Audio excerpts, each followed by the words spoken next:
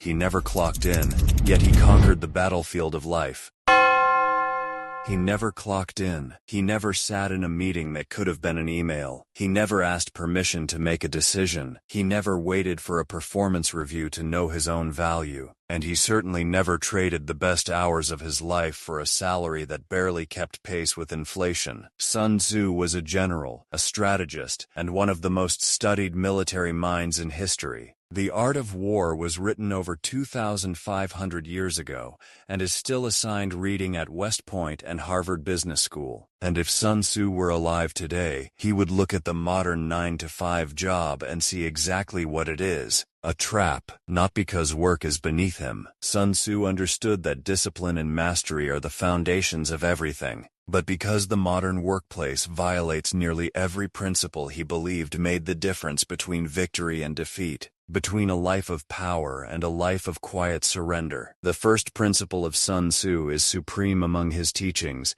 know yourself and know your enemy, and you will not be defeated in 100 battles. It sounds simple. It is extraordinarily rare. The modern 9-to-5 is specifically designed to prevent you from knowing yourself. From the moment you enter school, you are taught to follow instructions and perform tasks created by someone else. Your curiosity is standardized. Your creativity is graded. Instincts and desires. Sun Tzu would find this catastrophic. A soldier who does not know his own capabilities is not a soldier. He is a liability. A person who does not know their own nature is not living strategically. They are living reactively, responding to the world instead of shaping it. The generals who lost were almost always the ones who overestimated themselves or failed to understand the terrain. The generals who won saw clearly, without ego, without illusion, without the comforting lies most people tell themselves to avoid honest self-examination.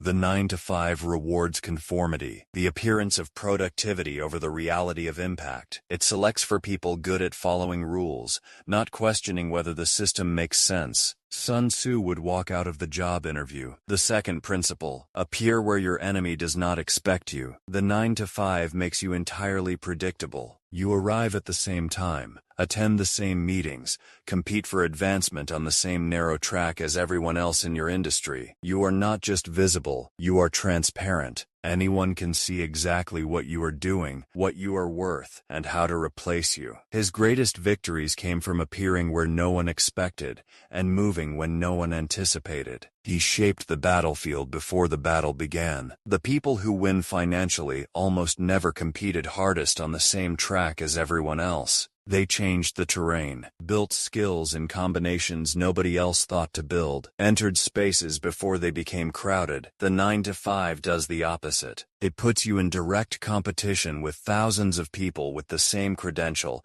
and the same career path. You are exactly where they expect you to be, and you will be paid accordingly. The third principle is the most damning indictment of modern employment. Sun Tzu wrote, "The supreme art of war is to subdue the enemy without fighting." The greatest waste of energy was force applied without strategy, grinding, pushing harder, working longer. He had contempt for commanders who substituted effort for intelligence, who exhausted their armies taking objectives that could have been won at half the cost through better positioning. Look at what the modern 9-to-5 asks of you: 40 hours per week minimum, often more. The culture of overwork is celebrated. Staying late signals commitment. Burning out signals dedication.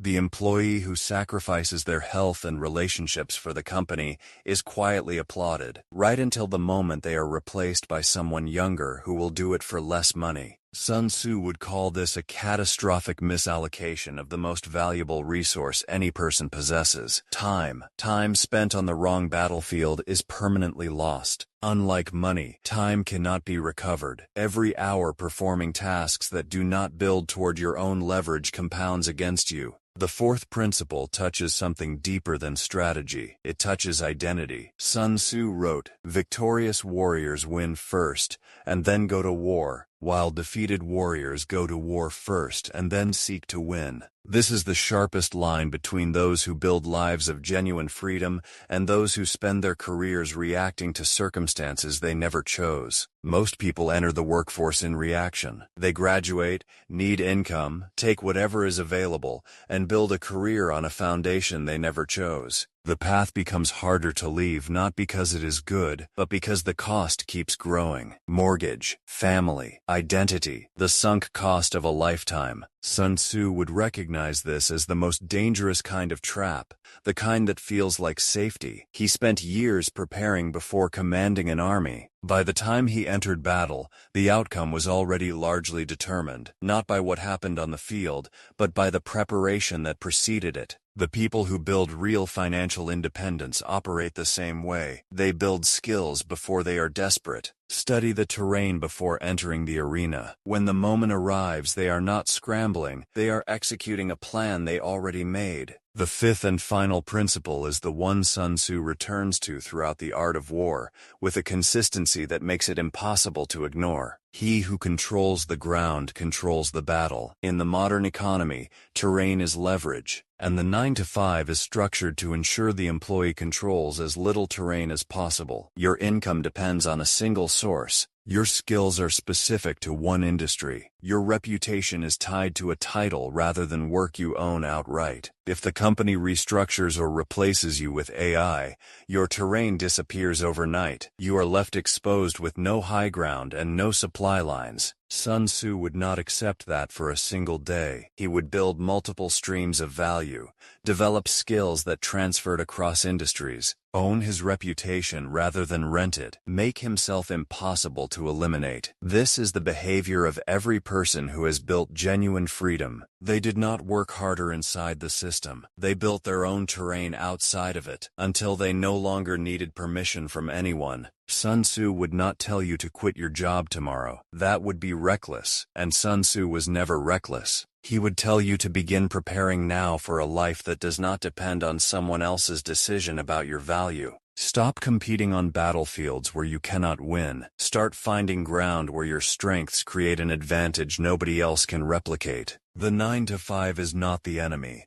Unconsciousness is. Drift is. Spending your most irreplaceable years executing someone else's strategy instead of your own. Because Sun Tzu's most enduring lesson has nothing to do with war. It has everything to do with how a person chooses to spend the one life they are given. A life lived on someone else's terms, in service of someone else's vision, is not a defeat that happens to you. It is a defeat you choose every single morning when the alarm goes off. So here is the question he would leave you with. Are you fighting on a battlefield you chose, or one you simply ended up on? Let me know in the comments.